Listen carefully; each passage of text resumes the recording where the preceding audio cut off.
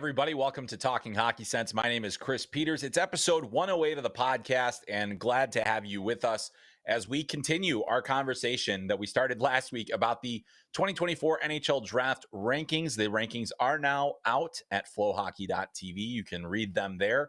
If you go to FloHockey.tv, check out the tab all the way to your right on the NHL Draft, and you'll have rankings, videos, so much more at that link. So make sure you check that out. And also, we're going to talk a little bit. We've got a Q&A today. We've got a lot of great questions, a lot of team-specific questions, NHL draft-related questions. So make sure you go check out the rankings. You can see what you agree with, what you disagree with, what you like, what you don't like.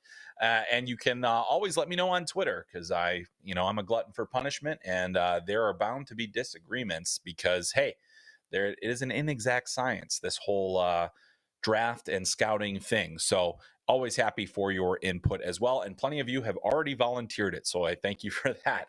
But anyway, before we get to today's topics, which will focus primarily on the NHL draft, did want to remind you, if you haven't yet, please subscribe to the podcast on your podcast app of choice.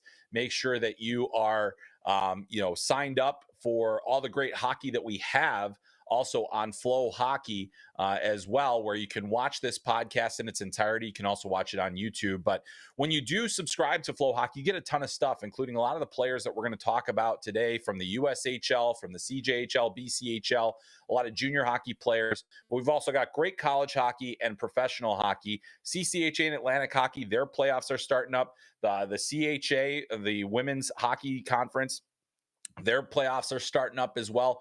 Automatic bids for the NCAA tournament on the line and all of those events. We've also got the ACHA National Tournament coming your way. And I came from Iowa State University, big time ACHA program there. That's where I got my start in the hockey business. So super pumped that we're going to have that on FloHockey. So make sure you are subscribed to get that, the ECHL, the USHL, the SPHL, so much more. It's a great time to subscribe to FloHockey. Lots of great action coming your way, and it's almost the postseason too. All right, now that we've got through that, I want to get back to the NHL draft. That's what we're going to focus primarily on. As I mentioned, the top 50 prospects for the 2024 NHL draft, as I see them at this point in the season, are on FloHockey.tv. So make sure you check that out, and you'll be able to follow along. And if you want, pull it up right now, and we'll talk about it, because we're going to talk about some of the rising prospects of the 2024 NHL draft. There are obviously some guys that are way up in the draft rankings. There are players that are in a position now that I didn't necessarily expect them to be in at the beginning of the season. But as we learn more about these players, I wanted to call out some of the guys. We talked about the top 10 last week, so I'm not going to focus on that as much. If you want to hear full reports on each of my top 10 players, go back to last week's episode. But we're going to talk about some of the guys that fell outside of the top 10 but are trending up. And I'm going to start that today with a conversation about Iginla. And of course, Kelowna Rockets, the son of Jarome Iginla, certainly that gets you that credibility, that instant credibility when you're the son of an NHL legend. People are automatically rooting for you. But I think for me in particular, and I think for a lot of people, you want to make sure that you take that little pause and you don't kind of get too high or too low on a player based on the name recognition. What I have to say about Iginla is that he is absolutely rising to the occasion. He's exceeding expectations, and he continues getting better. And that's the most important thing. The reason that Iginla is a rising prospect for me, and he comes in at number 16 on the rankings, which might seem a little bit low. I think he's trending up, even in NHL boards, you're going to see him a little bit higher. But I think 16, mid first round is really the range that he's going to go in. He's still growing into his body, still can get a little bit bigger, kind of comes in 6 foot, a little under 190 pounds. That's a good frame to grow into, and I think he's going to be a solid player. But what I really like is he's got great deception, really good hands. He's got quickness with the hands. I think the feet are coming along nicely. I still think that if he can add a gear to his skating, it's going to make a big difference in his game and in his effectiveness as a potential top 6 scorer.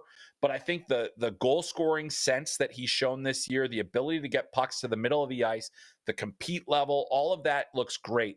And then on top of that, I always think when you do have a player that is the son of a professional, a former professional, especially one that was a captain of an organization, a guy who was in the media spotlight, a guy who was on the cover of video games. I mean, we're talking about one of the elite talents of his generation in Jarome Iginla.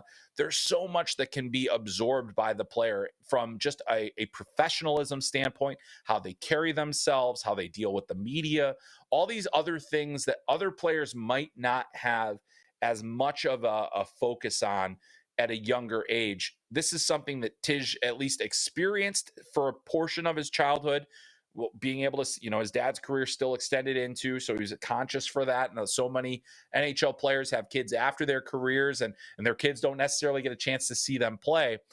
Tige Iginla is the guy that he's seen a lot of it. And so I think that's really impressive, that kind of thing can happen. And we've seen it with so many players over the years that have done some really cool things. So that's one of the guys that, I wanted to focus on. And I think if he continues producing at the rate that he is right now, I mean, there is a chance that he is going to go higher than that middle of the first round. But I think 16 right in the middle there. I think that's a good range for him. I think that's a range where teams are certainly going to be, more excited about him as a prospect, just given the talent of forwards up front and also the high level defensemen. I think there's going to be a real run on defensemen in the top 10, top 15.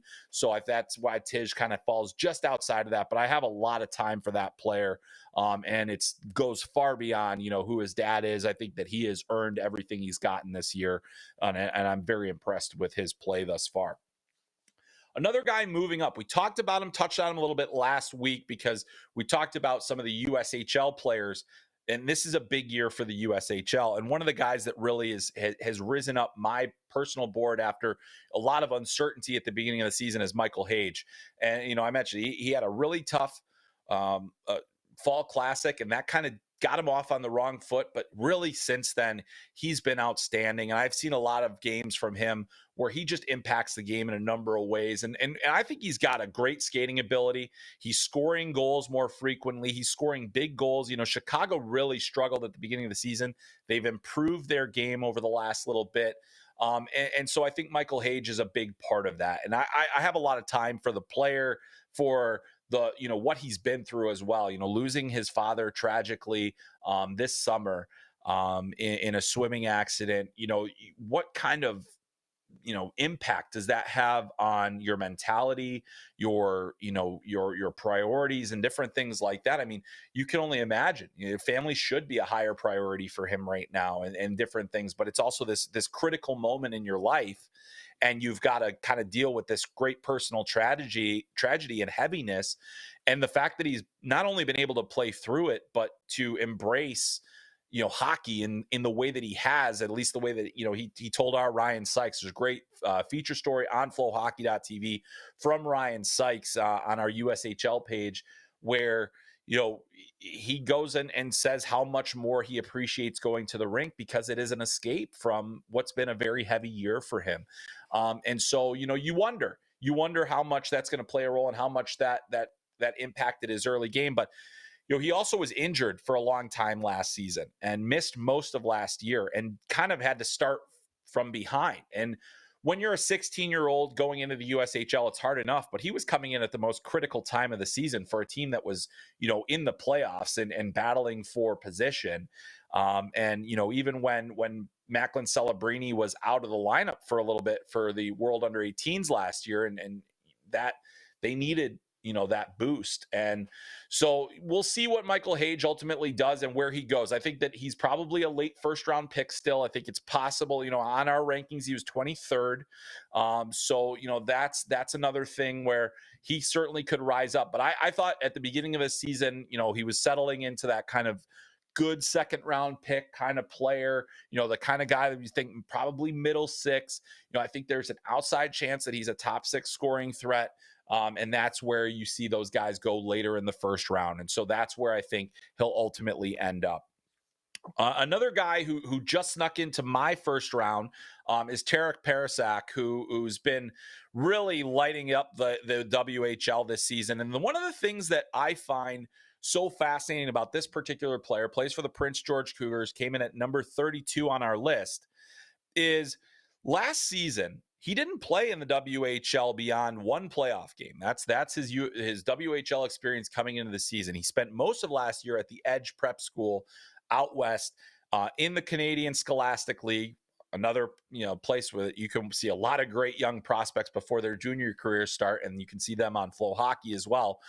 But Perascak came in, he's got 78 points in 55 games as a WHL rookie, essentially, as an under 18 player. And so he's a May birth date, so he's a little bit later, like midsummer, those May, June, July guys, those kind of later players. You don't always see them necessarily emerge. And I feel like we've seen a bit of a late bloomer here, but 31 goals and 78 points for Prince George. And to the fact that this is his first full year of junior hockey is really what impresses me most about him. I think that he's good by the net. He's a clever player. He makes a lot, puts himself in good positions, good release, has shown that goal scoring tendency. He's a pass shot threat, which I really like as well. The fact that, he is deceptive in that he can use that threat of the shot to make a good play, find the open teammate. But that's a player that I didn't necessarily, have on my radar fully coming into the season. Did not play in the Hlinka Gretzky Cup, wasn't really on that radar either. And now here he is with this just incredible season that he's had. And just, certainly a guy that I'm going to be keeping closer tabs on. But as I watch more video of Perascak this season, it just became evident, like, this is a guy that has some higher end offensive capabilities, and he's on a significantly upward trajectory. And so I think that the pace of his growth is really what fascinates me the most, because, to go from where he was last season to a dominant player in the WHL this season is truly impressive. And so he's a guy that I think is certainly worth mentioning, and was not really, in my summer kind of preparation, was not a guy I expected to be talking about as a first round candidate. And I might even be a little bit lower on him as a result. But I think that this is a player that we'll continue to watch throughout this next portion of the season and see where he ultimately ends up. The last guy I wanted to focus on among draft risers is Dean Letourneau. And we had a question. We've talked about him a little bit sparingly, but Dean Letourneau is a guy that is getting viewed a lot, and he's still not, for me, I'm not comfortable putting him in the first round range, but I had him at 42 on my list. He is a player that I think is going to be pretty fascinating to see where he ultimately goes, because I do think there are teams that are going to take that leap in the first round. 6'7" forward, over 200 pounds.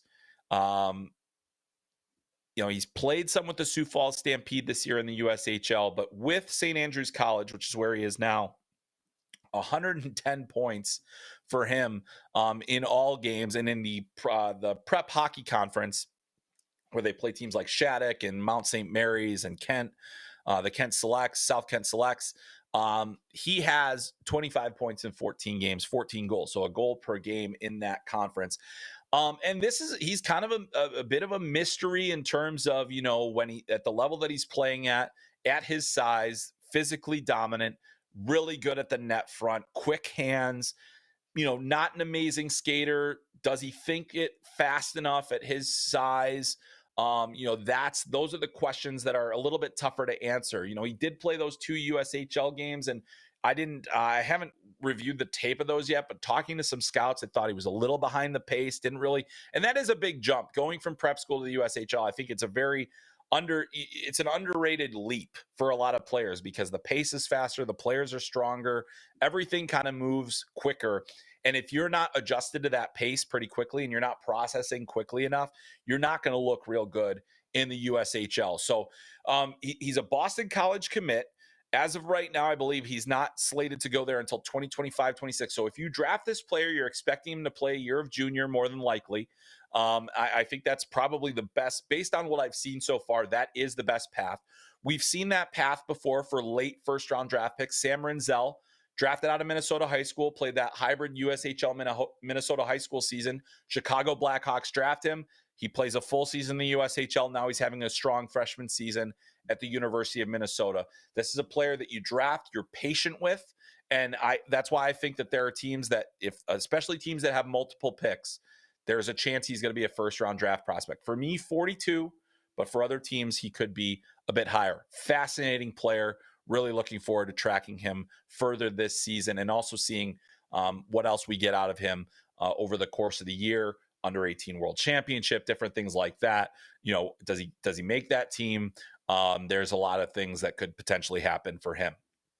All right, moving on to the players that are slipping in the rankings. And I didn't have a ton of guys that I felt super strongly about. We talked a little bit about Cole Yzerman, kind of came into the season as the presumptive number 2 prospect. He's fallen on NHL boards. He's fallen on public boards. And on our board, he was number 8. But we talked about that last week. So let's talk about some of the other guys. And one of the guys that I think, he is slipping, it's completely because of injury. So really through no fault of his own. But it's Aron Kiviharju. And Aron Kiviharju right now, he came in on my list towards the end of the first round. And really it was kind of that feeling that I had where it's like, gosh, I don't necessarily, I can't drop him out of the first round. But there is a good chance, I would say, that he slips out of the first, or maybe not a good chance, but it's certainly more of a possibility now. But Kiviharju, broken kneecap, has been out for an extended period. He's expected back this spring. I think that means that we'll see him at the under 18 World Championship. I hope that means we'll see him there. I think Finland could have a very strong team if he's in the lineup, if they have Helenius, if they have some of their other players that weren't available to them at the most recent under 18 Five Nations tournament. But Kiviharju is slipping because of that injury. And also I think because, he's an undersized defenseman that, those guys need to prove themselves repeatedly. I think that's the other thing is, sub 6 foot defensemen, sub 5'11" defensemen need that. They constantly have to prove themselves that they can handle themselves. And now, those that have seen Kiviharju, they see the body of work. They know, they have an understanding. I'm sure there are going to be a number of Finnish scouts that are going to vouch for the player. And the reason I didn't drop him out of the first round is because I think that he has elite level hockey sense. And that is really the critical piece here. Number 24 on the board. I think there are a lot of teams that would take a defenseman like him in that late first round range because of that hockey sense. They'll understand the risk. They'll understand. And really, the injury to me isn't as big of a deal as the lost development time, which, so that's really, it's not because we haven't seen him. It's because, hey, this is a player that was progressing a certain way. And now we haven't been able to see that progression and see where that goes. If he has, a great season in Liga this year, if he's playing, a big role, that helps his cause immensely. I think you think about guys like Axel Sandin-Pellikka, who went kind of in that mid first round range last year, early mid first round. That's a slot where you could see Kiviharju get in there. But there are other players. You've got Zeev Buium, you've got Zane Perascak, you've got guys that are playing at an extremely high level, and teams are gonna feel safer about those guys. That's just a fact. They're gonna feel safer to draft those players over an Aron Kiviharju because they've seen it all year long. Now, if Kiviharju comes back, has a big under 18 World Championship, that might move him right into that conversation with those guys because I think that hockey sense is so immense. But it really is going to be a question of how comfortable teams are, how much he's able to play, and how much they're concerned about, the lost development time, his NHL timeline, and basically how much risk you're willing to take on from a player that, is kind of tricky when you haven't been able to watch him and see what happens. Same story for the next player, although he didn't drop as far on my list because I still feel, but I do feel like this is going to be a trend, is that Adam Jiricek. He is the next guy that I think is, kind of falling a little bit in the eyes just because of the injuries. He's dealt with multiple injuries this year. I thought he could be a top 10 pick coming into the season. He's slipped in that. He's 15 for me, which isn't really low, obviously. But I do think that he is a guy that's, trending backwards just because now we're not going to see him for the rest of the year. Now he's not going to have opportunities to prove himself. He's not playing in these international events that would have given him a leg up and a chance to prove himself further. When he comes back next year, is he going straight back to the Czech Republic, playing in the Czech league? Is he going to be up to speed? Injured players, Yeah, the good thing is I think a lot of people have a really strong book on Adam Jiricek and have a good sense of who he is. But at the same time, it's similar. Basically this year he's played 20 plus games, which is not bad. But it's also most of those games were in the Czech Pro League, and it's really hard for younger players to stand out and show off all the different traits in their game. He got hurt immediately at the World Juniors. And so, this has been unfortunate, but it kind of runs in the family because David Jiricek also had a significant knee injury when he was in his own draft season. So there's a lot there that I think needs to be figured out. But Adam Jiricek falling only slightly. We'll see exactly how far that goes. But again, this is a year where you've got such strong defensemen in this draft that you have to really stand out. And that brings me to our final guy. And really coming into the season, I thought, Henry Mews might be a mid first round guy, potentially even higher than that. Really liked his offensive game, the smoothness that he plays with. I still think he's going to go reasonably high in the draft in terms of, it could be a first rounder. But as we kind of got to the decision making for me, he's 31st on my board. This is a guy that I thought would be in the mid first round. Some of the things, it's just, I think the defensive game has not come along in a way that makes me comfortable about his overall projection. I think that if you're going to be a top 4 defenseman, you have to be super elite offensively. If your defense is going to struggle. And I think that he's good, very good offensively. I think so good that I believe Ottawa even trotted him out at forward, which is not a great sign when they are when you're supposed to be a defenseman. But he's near a point per game in the OHL. He's produced in pretty much every level he's been at. He had a great Hlinka Gretzky Cup in terms of his production there. But I think as a right shot defenseman, 6-foot defenseman, kind of on the borderline of where teams are kind of looking at those players and saying, what is it that he's going to be at the NHL level? I think that that's the thing that gives me pause, is that I'm not 100% certain, is he a top 4 offensive guy, or is he a 5-6 power play specialist?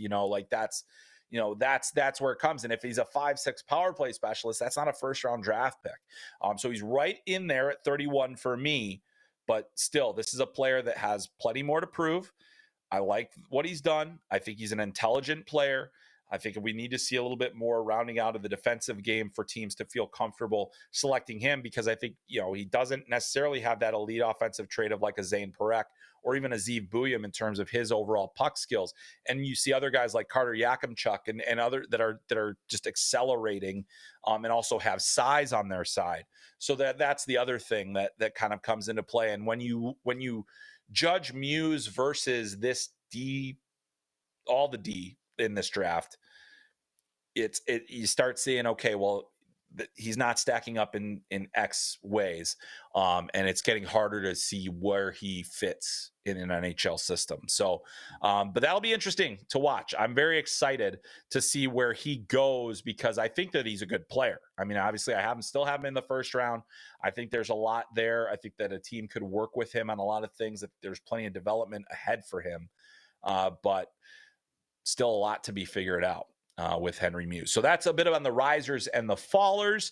And now we're going to move into one of my always favorite. We haven't done it in a few weeks because there's been so many other things to get to, but I love getting our listeners involved, and that is where we go next. It's our time for our listener Q&A, and now I turn the show over to you. You ask me the questions, typically on Twitter. I answer them here on the podcast. So hopefully if you tweeted me a question, you are listening, because that is the only way you're going to get the answer. We're going to start things off quick, and we're going to start it hot at the very top of the draft, as this one comes from Patrick. And Patrick asks, where do you see Celebrini in terms of comparison to recent NHL players? Will he be the second best top pick to enter the draft since Matthews, with only Bedard being better? Can you see a scenario where he isn't in the NHL next year? So a couple of questions in there, and I'm really glad you asked those, Patrick, because I think that they are both interesting. First off, I think I said it last week. I think that Macklin Celebrini to me would be on a level of Jack Hughes. If we're talking since Austin Matthews, I think Jack Hughes is a draft prospect, his draft season. Sometimes we forget how good he was in his draft season, how dominant he was. He set the single season points record for the National Team Development Program. You think about guys like Patrick Kane, Phil Kessel, Austin Matthews himself, coming through and being, dwarfed in terms of total points by Jack Hughes. So I think Celebrini is at that level. So it would be Bedard, Hughes, Celebrini, kind of what, it would be 2A, 2B kind of situation between those two. The thing that separates Celebrini a bit from Jack is Jack was just, incredibly offensive, still incredibly skilled, really like what he brings to the table. But Celebrini has this complete game.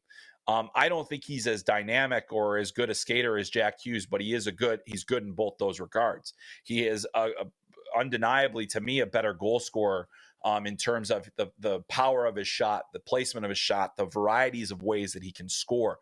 The toughness and compete level, I think, are there as well. So he is really in that discussion for me, which puts him in a high echelon.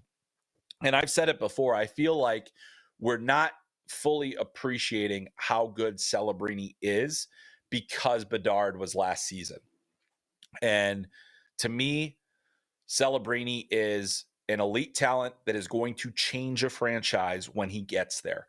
And we're starting to see, Jack Hughes over the last couple of years. We've seen him, and New Jersey needs a lot more pieces, but they are better for having a centerpiece. They need a centerpiece. Chicago is a long ways away, but they have a centerpiece. Macklin Celebrini, to me, can be the centerpiece of a rebuild, and that's why I think he's such a special prospect, among many other reasons. All right, so we've got a lot of Blackhawks fans have flooded the mentions, and they have asked questions. And so I've got a twofer here. And this is, we've got basically the same question. And first, it's Nate Hawk. Who can you see the Blackhawks drafting at second and third overall? Michael also asked us, if you were the Hawks and get number 2, would you go for Lindstrom or Levshunov? So since and I actually had this asked to me like 4 different ways. So those of you that also asked this question, sorry, I'm not getting to it. But on my list, Artyom Levshunov is number 2. And so if I were going completely off my own board at number 2, with the knowledge that Macklin Celebrini is number 1, Levshunov would be my pick. I think that with what the Blackhawks have, with Kevin Korchinski on the back end, they have guys like Alex Vlasic. They have, Sam Renzel waiting in the wings, and we'll wait and see where he's at. They have Ethan Del Mastro. They have a number of really good defense prospects that are interesting. I think you could you start stacking your blue line with talent, and Levshunov, to me, is the guy that, really stacks your blue line with talent. You look at what he's done this season, and he had a bit of a quieter weekend against Michigan, but Michigan State still wins. He had a quieter weekend on the points front. Michigan State still wins. But Levshunov, to me, is a guy that, if you have Korchinski and Levshunov, you've got 2 guys that are legit, 1A, 1B kind of players. Levshunov with the right shot, the size, the strength. I think that he defends fine. I think that there are a lot of things that he does with the puck well. You want that mobility on your blue line, but you can have mobility and size and, strength on your blue line. That, to me, is where I would look. I think that they can be the biggest difference makers. That said, you look at what Caden Lindstrom has done, and he came in, on my list at number 3, or no, number 4 rather. And that's where, I definitely see, sorry, I'm forgetting my list. He did come in at number 3. I think you're splitting hairs. And so if you're the Chicago Blackhawks and you're looking at those 2 players and you're saying, do I want the guy that I think could be a top pairing defenseman or a number 1 set or a number 2 center? I still think that top pairing defenseman holds more weight for me. If I think that I can have the 1-2 punch of Bedard and Lindstrom long term, and I think that, especially since you're not getting Celebrini, and who knows, the Blackhawks could get Celebrini. I know nobody thinks that it could happen again, right? But we've seen it happen before. I think, Lidstrom makes a lot of sense for them. So I think that really you can't go wrong in that range. The one guy I think that they won't go for is Silayev, who is really intriguing, but I think there's so much risk there. And the Blackhawks are at a stage in their development as an organization where I don't think you can take on that level of risk. Same thing with Demidov, although he'd be a really interesting scorer to pair up with Bedard. But I just don't see those as fits as much. But to me, Levshunov makes a lot of sense and a guy that I could see there. So that's what I've got. I've got Levshunov to answer your questions, but I think that we're really splitting hairs on that decision, and it's kind of a win-win. And you hope that you're in it at worst the number 2 pick. If you're number 3, the decision is going to get made for you. I think one of Lindstrom or Levshunov will be there, and then you have that kind of opportunity to make those picks. Very similar question, and this one comes from Maxwell, and he asks, what 2024 right-hand defenseman would be the best fit for Kevin Korchinski's game? Emery jumps out at me, but Ellick, Danford, Kleber are certainly on a short list. We know this regime values size and mobility on the back end, maybe Badinka. So there's a lot of different names in there, and I think that the hard part is when you're talking about where the Blackhawks are going to be picking, I don't think that you're necessarily looking for Kevin Korchinski's battery mate there, the guy that's going to be there. And all the players that Maxwell mentions are those more defensive-minded players, right? So those right-hand defensive-minded guys, while they're going to be nice to have, I still think that you can get the size and you can get the mobility with a Levshunov. And maybe they're not on the same pairing, but if they're 1 and 2 and you're basically in a position where one of those guys is on the ice almost all the time. I mean, I think Kevin Korchinski has a huge ceiling, but I also think Artyom Levshunov has a huge ceiling. And I think that those, you're looking less for the pairing and you're looking more for the total package of what your blue line can look like. I think Kevin Korchinski can kind of play with anybody, and he's going to be fine. I think Levshunov can play with anybody and he's fine. So, I think having those more defensive-minded guys certainly helps. It, and being able to pair a guy that wants to run a little bit and roam a little bit helps. But I don't think that that's something you're necessarily thinking about at the draft. I think you're thinking about that as you're building your roster, as you're developing players, and you say, well, what do we have with Alex Vlasic? What do we have with Ethan Del Mastro? These different players that are already in the system, Nolan Allen, all these guys that are there, and you're trying to make a decision that way. But I think if you can have a top 4 that includes one of or both, that includes both of Levshunov and Korchinski, that's where you can make your most sizable impact. All right, moving on. We are going to Rizzy NHL, another Blackhawks fan here. How far do you see Cole Eiserman? Shane Eiserman is his brother. Cole Eiserman dropping on draft day. Also, projections for Nick Lardis. So we'll get to the first one. I think for me, Cole Eiserman, I can't see him getting outside of the top 10, but it's not out of the question. I think that there are certainly teams that are a little less convinced about, the goal scoring talent ultimately being strong enough to translate enough to be a top 10 pick, where it's like, is he going to score 50 a year or 40 a year or, even 35 a year? That's still a big number. And if you feel that they are, then by all means go for it. That's a player that you could easily take in the top 10 and have an impactful player. But I do think that there are teams that are less convinced that that's enough. And it's really on Eiserman to prove that there's more to his game. I think there is more to his game, but I think there are teams that feel a little concerned about, the overall hockey sense, the lack of driving play, is he just a scorer? And, we've had that argument before about a lot of players, but like Cole Caulfield, is he just a scorer? Well, he also had elite hockey sense and feel for the offensive zone and ability to create space.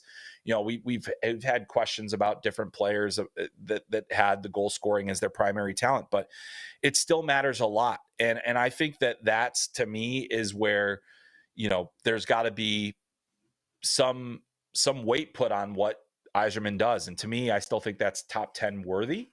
But I know that I'm not necessarily in the, like, I don't know if I'm in the majority on that one. I think there's a lot of varying opinions on the player.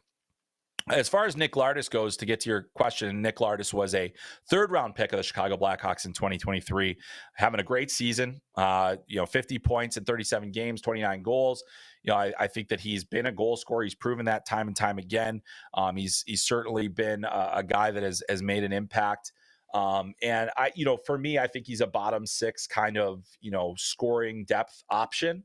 I like his game for that role. I think that was a good pick in the third round. I think there's good value in that player.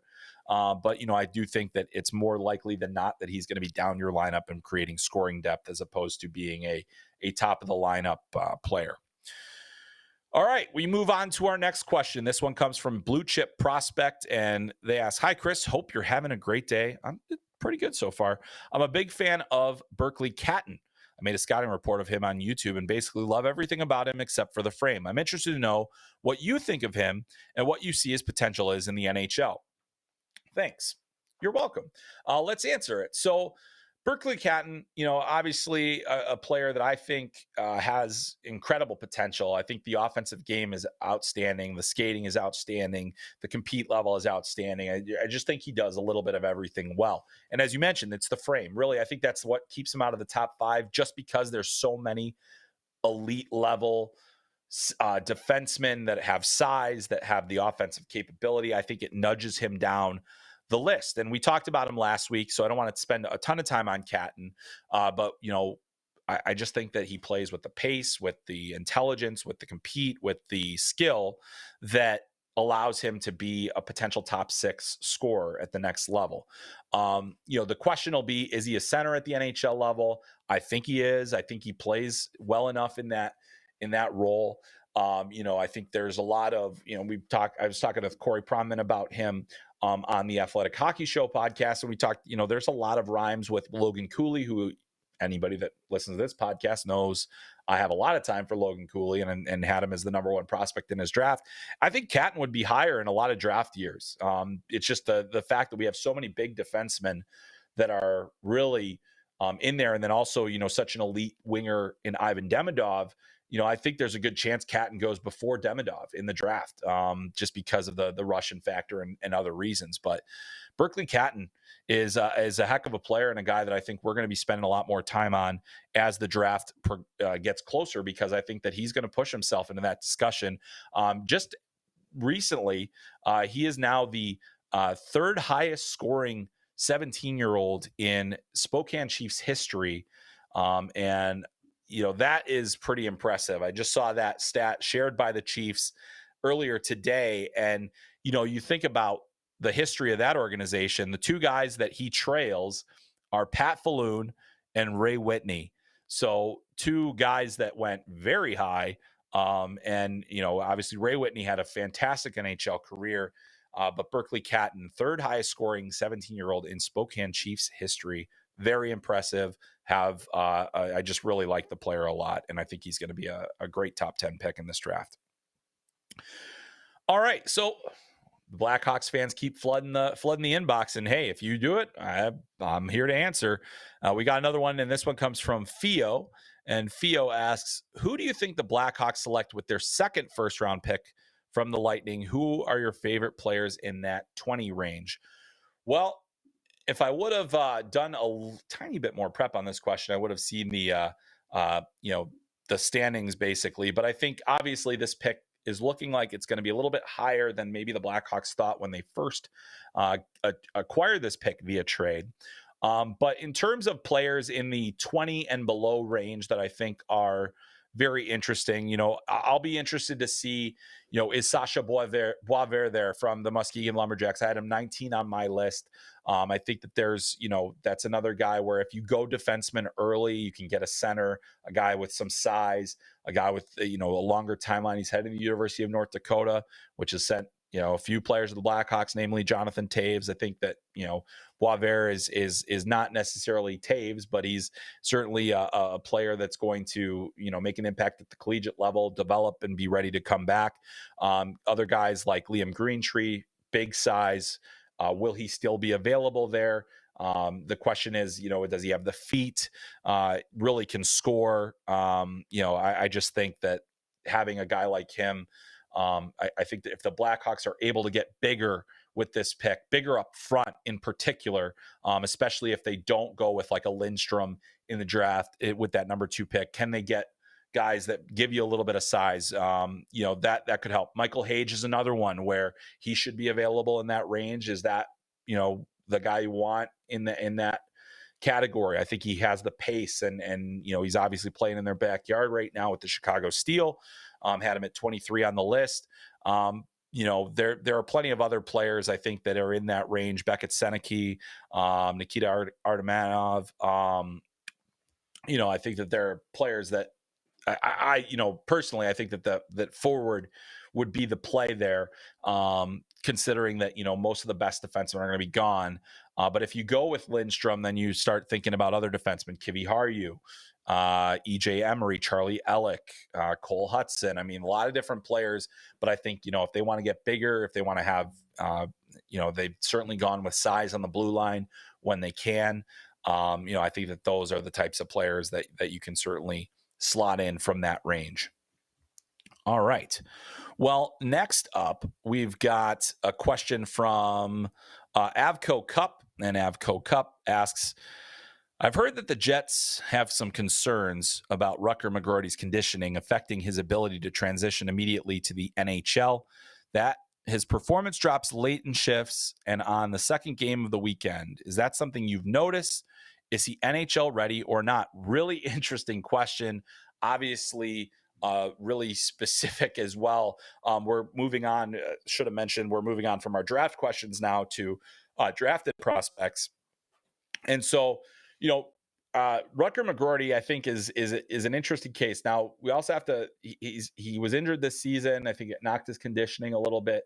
And I think that this is actually true, where you can see him fade a little bit more in games. The thing is that players like McGroarty who don't have tremendous skating ability, it becomes more noticeable because that when you combine fatigue with not being able to keep up with the pace, on your best day, even though I think he thinks the game at a really high level, that can be something there. The question about NHL timeline is really interesting with McGroarty because if you look at his production this year, he's obviously been exceptionally productive. He's been one of the top players in terms of points per game in the NCAA all season. But we've seen a lot, and this is actually true, I think, of a lot of Michigan players this year. They have not put many good weekends together. They've put together amazing games. They're one of the highest scoring teams in the country, but they allow goals like crazy. And I think we've seen drop off from them in a variety of games throughout this season where they just haven't necessarily played their best hockey. So that's an interesting dynamic there.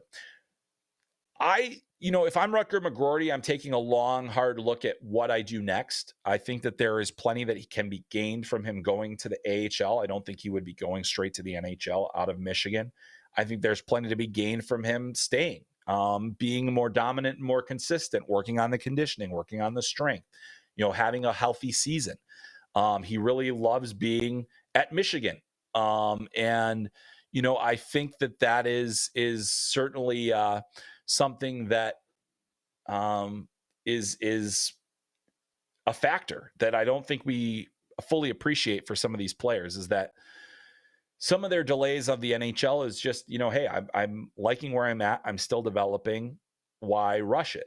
I've heard from a lot of different players. I remember hearing for many years ago, we had Kevin Shattenkirk as a speaker when I was working at the NTDP, and he talked about the importance of, waiting and enjoying the experience of college and making sure that you take advantage of that. So if I'm Rutger McGroarty, I'm taking as much time as I need to make the decision. I'm not rushing into it. I'm sure that Winnipeg would like to sign him. They'd like to get him into the AHL quickly. But I'm not certain that that's 100% what will happen. I don't think there's any risk of him, staying for 4 years and letting his draft rights lapse, which I know is a concern at times for teams. But I do think that Rutger McGroarty has more that he can get to, and we'll see where that goes from here. All right, moving on to our next question, and it's another drafted prospect question. And this is a good one from Trevor. It feels like Fedor Svechkov isn't talked about as much as a Preds prospect, but he's having a pretty good year in Milwaukee. What kind of NHLer does he project as? So, Fedor Svechkov is a, first round draft pick. And I think, we have a player here that has entered North America. It's his first season in North America. And he has had a really good season with Milwaukee. Milwaukee's been awesome this year, by the way, in the AHL. Really strong season. Went on a franchise record-long winning streak. Yaroslav Askarov has played really well. They have a ton of young players that are coming through, and really, I think that Milwaukee, the Milwaukee to Nashville pipeline has been pretty tried and true over the years in developing players and sending them on. And we're seeing it with Luke Evangelista this year now. But, as far as Svechkov goes, I mean, the great thing is he's still young. He's just turned 20, or he'll be 21 in April. And he's still got plenty of time ahead of him. He played in the KHL last season, now in the AHL. So I think he's trending in the right direction to potentially challenge for a roster spot as soon as next season, depending on, where Nashville is, what happens at the trade deadline, different things like that. He also, certainly as a guy that if you're a team that's interested in doing deals with Nashville, I don't think that's a player you'd be able to get off their hands. But, you think about the different ways that Nashville might make moves at the deadline. It'll be interesting to see how much these young players factor in. That said, I think as far as what he'll be as an NHL player, I think you're looking at a middle six player. I think, he could potentially be a center, could be a wing. It's kind of up for debate at this point. He's got decent enough size. He plays with strength. He plays with some power. He plays with aggressiveness. I've always liked his game, really have always liked his game, from in-person viewings of him before everything went away and we don't see Russia anymore. I think that Fedor Svechkov has a chance to be a very effective NHL player. And I'm really excited to see kind of where he goes next as a player, because he has taken a bigger step than I thought he would in this first year, especially offensively. And so to see that he's producing, that he's impactful at this level and has been pretty consistent at this level as well, those are very exciting things for me. I think really his offensive production has only picked up in recent weeks. And so we're starting to see him really take off in that regard. So that is a player that I think if you're a Nashville Predators fan, count him among the guys that you're going to be counting on soon in the NHL. All right, Brian has a question for us, and this one is about Axel Sandin-Pellikka, who we mentioned earlier in the show. Axel Sandin-Pellikka has played well. How soon do you feel he will be in Grand Rapids with the Griffins and Detroit? That is a interesting question, because I think that for the Red Wings, they have always been the over marinade as a prospect, let them cook a little bit in wherever they are. And I'll be interested to see exactly how they feel about Axel Sandin-Pellikka in this regard, because he's playing big minutes. Could he next year play even more minutes? That's the thing. If he's playing more minutes in the SHL next year, if he's playing a significant role for that team next year, and he's also got more time, he's got eligibility to play in the World Juniors, that to me is probably the best path forward. He's under, he's not signed yet by the Red Wings. So they don't necessarily control his fate yet. So that's the other factor in this whole thing as well, is that he is, kind of controls his own fate. He is under contract for another season in the SHL. Those can be, handled if need be. But I think that there's no reason to rush this process. Yes, he's played better. His production has cooled a bit in recent weeks. He hasn't had a point since he played in the World Juniors. So that is something that you monitor. And, you think about the pandemic obviously affected this, but the Red Wings were not afraid to send Moritz Seider to Sweden, even after he had been in the AHL. I just don't think, as you see with Simon Edvinsson now, I think that there is still more. He's kind of been in a bit of a.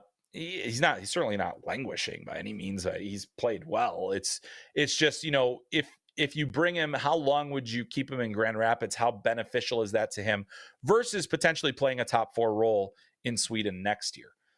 That's the question that I have. So I would lean towards another year in Sweden, playing for the World Juniors, developing, and coming along. That's my personal take on it, but it's certainly not a hard and fast one. But I think patience is always better, especially with younger defensemen that may be a little bit undersized. Give them opportunities to flourish where they are. All right, our next question comes from Blake Wheeler, and I don't think this is the New York Ranger Blake Wheeler. This question is about, where do you see Calum Ritchie next year? Do you think he gets 9 games with the Avs? So Calum Ritchie, currently in the OHL, the Oshawa Generals, a very intriguing player. Did not make Canada's under 20 team this year. Always kind of an indicator of a player's readiness. That was obviously disappointing for him to not make that team. And I don't necessarily disagree with it. I think, with him at his age, he is just turned 19 in January. So, that is a player where you can potentially give him that long look.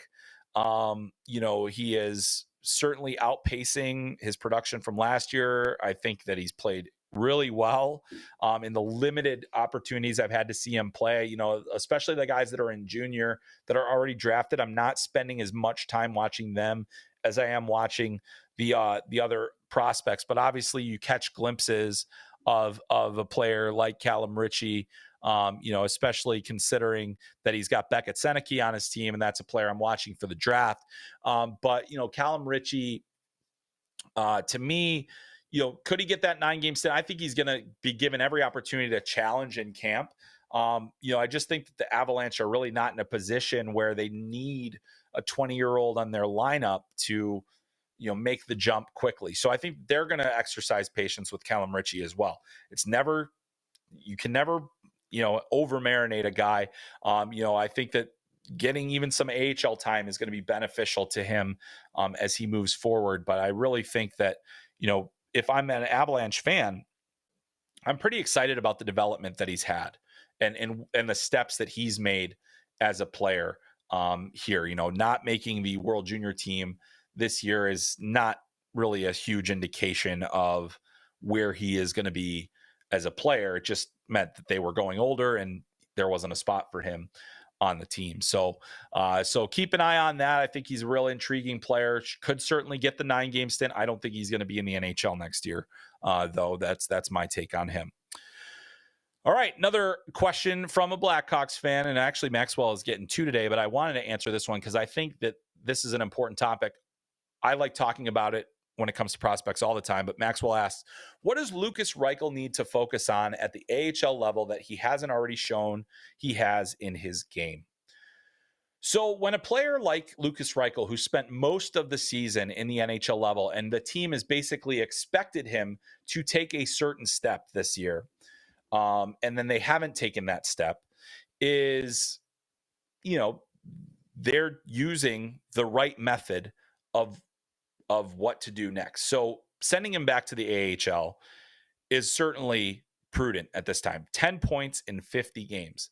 This is a player who, when he's at his best, is producing offensively. He had 51 points in 55 games with Rockford last season, 15 points in 23 games with the Blackhawks. So he was better last season with the Blackhawks in terms of points per game and everything else. What does he need to show? There's got to be a level of consistency. The game is not easy for him right now.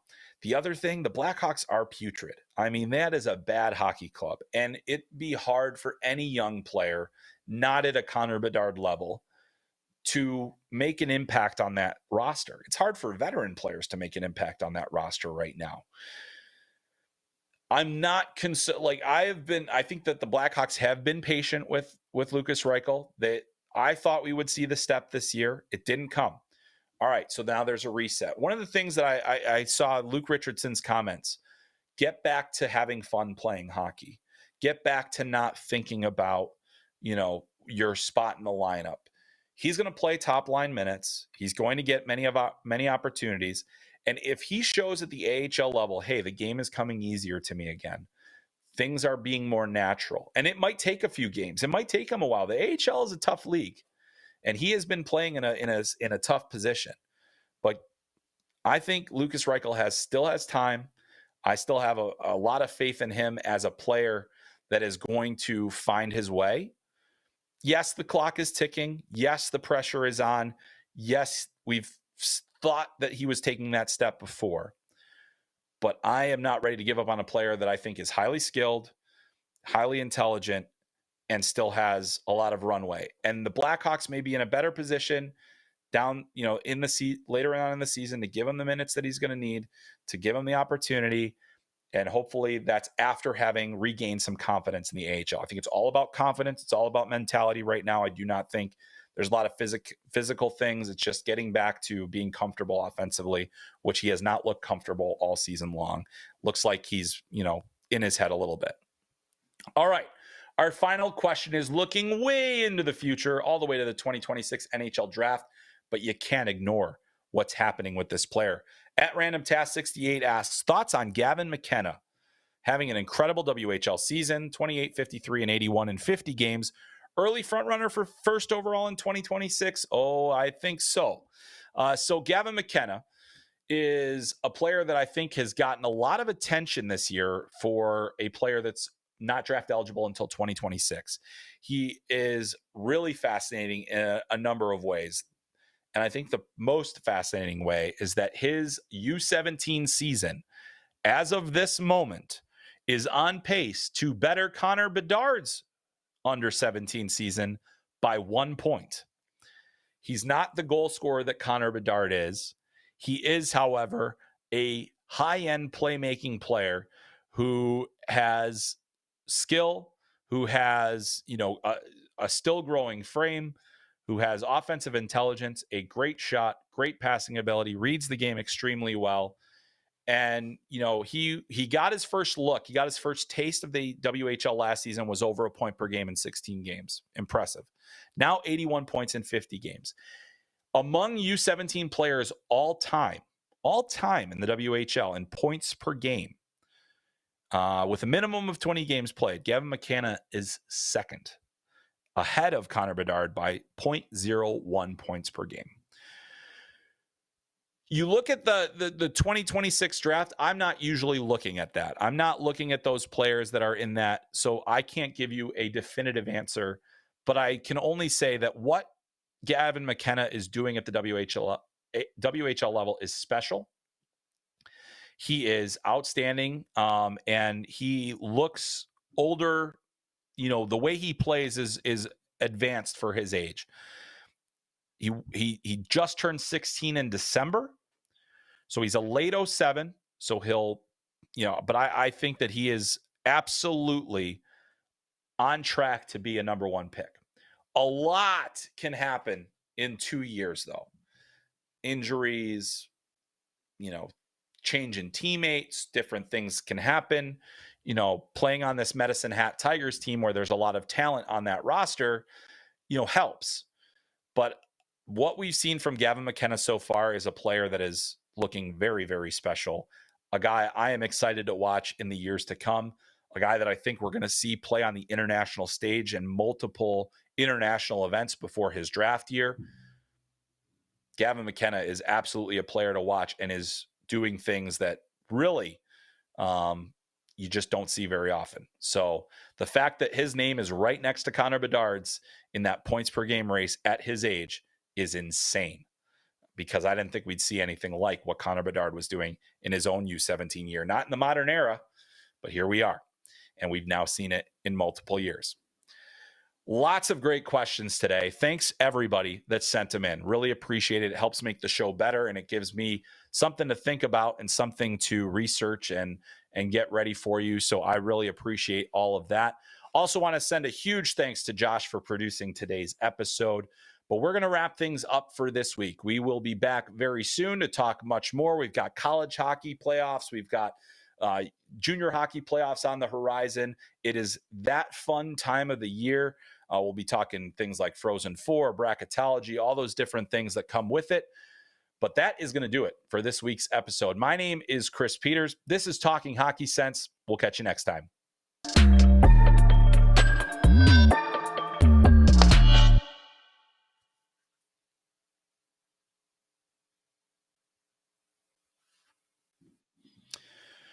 All righty.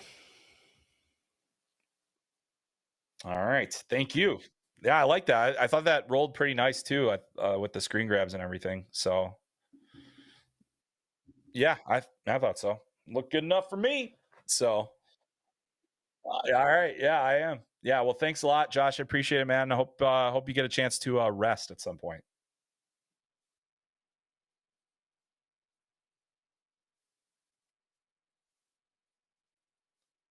Oh wow. Take advantage. Take advantage. Yeah. Yep. Yep.